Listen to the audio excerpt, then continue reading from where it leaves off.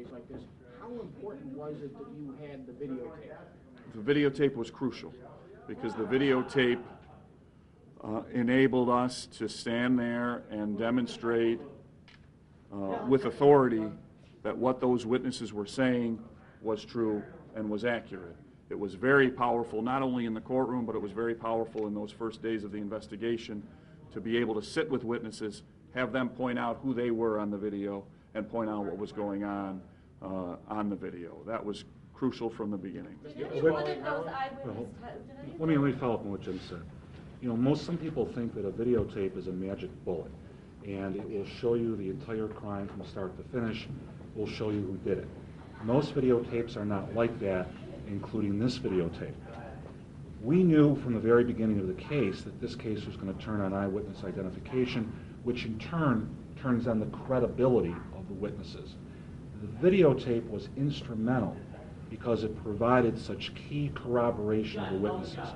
We knew as prosecutors, experienced prosecutors, that the defense was going to attack the witnesses based on background or a lot of other factors.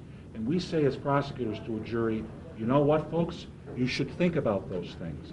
But the most important thing to think about when you're evaluating the credibility of a witness, including when they identify, is their testimony corroborated? Is it supported by something that's incontrovertible? And I think that was truly the value of the videotape. And by the way, Mary Beth's here too, and you can ask her a question. Who do you feel of those eyewitnesses kind of emerged as the star witness who really seemed to tug at the jury and maybe tip them over? Frankly, I think all 5 identification witnesses were tremendous because they gave each other support, but certainly James Robbs, Jerry Davis, all 5 really. I couldn't single one of them out, but because they all came together, they all provided a different vantage point, and each of them explained a different area of Main Street and what was happening, and was able to point out the defendant. So I guess I would go back to my original answer. All 5, I couldn't single one out. You talked about following. I think it was enormous in the fact that we have a video that shows the defendant pausing for milliseconds over Mr. Mackin as he's face down on the street trying to shield himself. They can actually see him firing a bullet into his back. Bullet recovered from his body matches ballistically the bullets recovered from the street and from the bodies of the other victims, and from another bullet that through DNA was linked to Will McCaw. So in seeing that shot on Danielle Mackin, that's clear, it was uncontroverted. You believe that that's the defendant who did that, then he's killed everyone. Yeah, I think Jim said something, in fact, in your summation, if we prove the defendant killed one, we have proven logically that he killed all.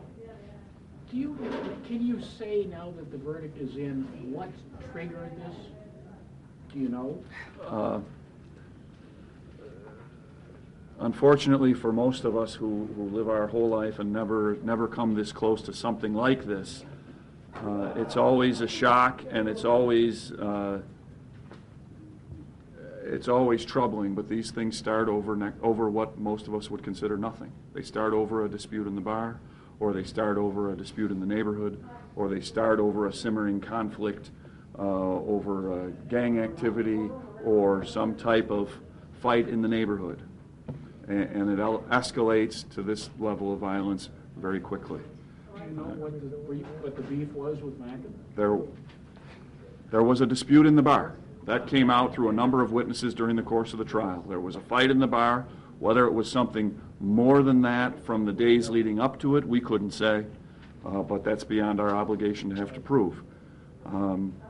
So what the actual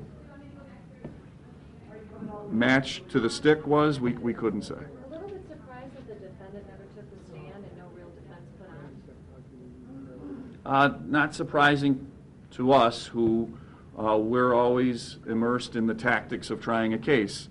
It'd be very difficult for this defendant to take the stand, in my opinion, and be subjected to cross-examination when he gave that interview that was recorded to Channel 4, and then when he went and said it additionally and was interviewed by Detective Sergeant James Lonergan.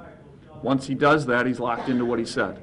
And I think we were able to exploit that what he said simply wasn't true, It was an effort by him to hide and to deceive, and that became very clear, and I think it would have been even further exploited if he took the stand. You asked the jury, do not be fooled by this defendant and his makeover, so to speak, with the glasses and conservative look. Who is he? Who is Ricardo? Who aren't we seeing? I think as the jury has made clear with their verdict, he's an individual that is capable of savage violence. Yeah, Lori, he's a murderer. That's what he is. He shoots people. He shot a lot of people. He killed a lot of people. He's a murderer, and he's going to go to prison for the rest of his life. Do you That's know what he is. where the nickname comes from? No. I'm sure that you would always like to have more evidence, more witnesses, perhaps more credible witnesses in this case. What was the most difficult part of trying this particular case with what you had? Go ahead. The fear that witnesses have. And I think that that's something that every one of us, especially those of you that don't do this for a living, have to be cognizant of for cases going forward. This is a very scary thing, as Mr. Barnese said in his summation. It's a very scary thing for people to come into a courtroom in front of virtual strangers when they've led their life being anonymous, and to point at someone and to accuse that person publicly of such savagery. Without those witnesses, no matter how highly skilled the lawyers, no matter how great the police work, without those witnesses, we couldn't prove this case. And instead of their being vilified in the courtroom for their criminal records and mistakes that they might have made in the past, they should be commended for what they did. And they should be an example for people who witness crime in the future to be able to come forward and stand up together and do the right thing. They should be commended for what they did. I talked to one of the witnesses tonight who picked him out and said that she hasn't slept in her own home since she took the stand. She's terrified. There are people who've testified in this case who, after they testified, after they were pleased with coming into court and testifying, were then outraged that their names were on the media, that their names were used in media reports and showed in the paper. They called me every single night. They testified during the day and called me at night and screamed at me because they didn't expect that. They were hopeful that their names wouldn't be used, that they could be referred to as a male or a female. But that wasn't the case, and I had to explain to them that I don't control what the media puts out there. It is a public courtroom, but it's a huge concern for witnesses. They do not want their names used, and there's no two ways about it. And that's something that I think perhaps this community should address in a public dialogue in a way to move forward so that people can feel secure in coming forward and in doing their duty as citizens to participate in the criminal justice system. Is that what you talked about in talking about like wallowing in the mud? You said that a couple of times. What did you mean by that? What should we take away from it? I meant that we were going to hear and see things in this trial that most people do not see and hear in their daily lives. We deal with it every day. We work in the district attorney's office, and we deal with it every single day, but most people don't.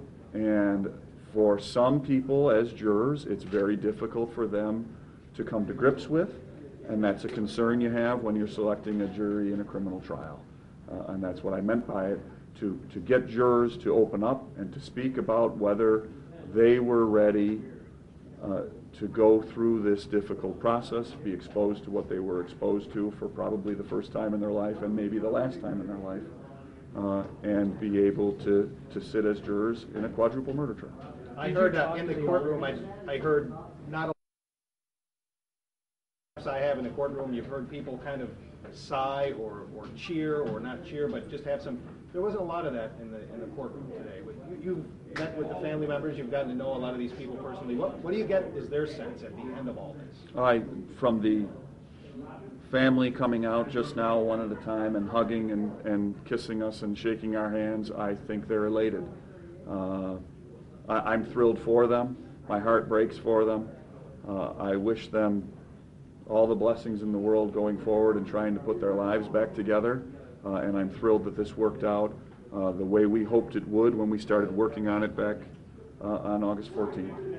Did you talk to the alternates? Haven't spoken to any jurors as of this point.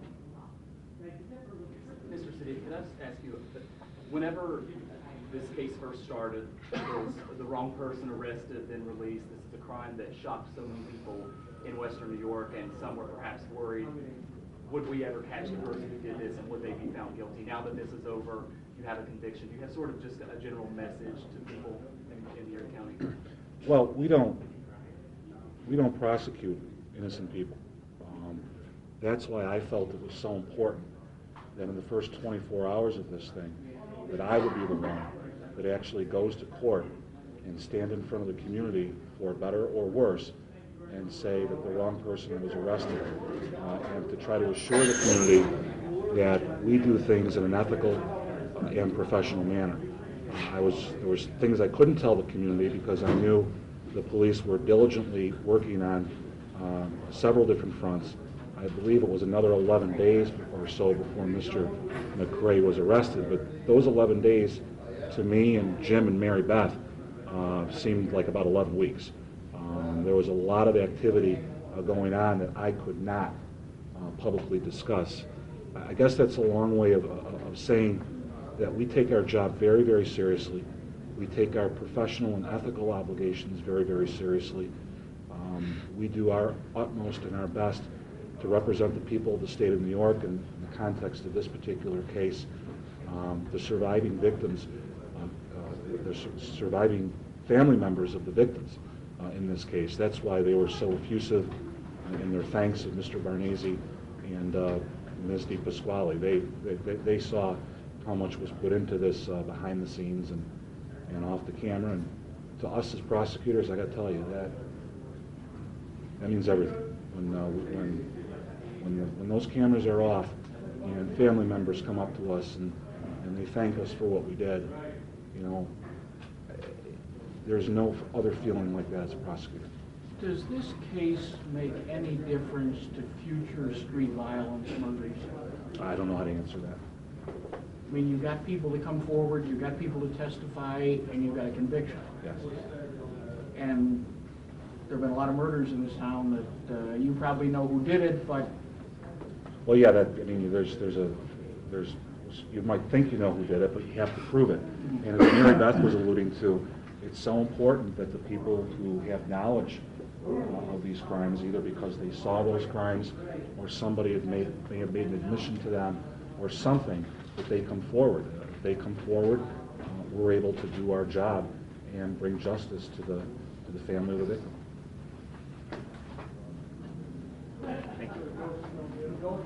Okay, folks. Thank you. Thank you.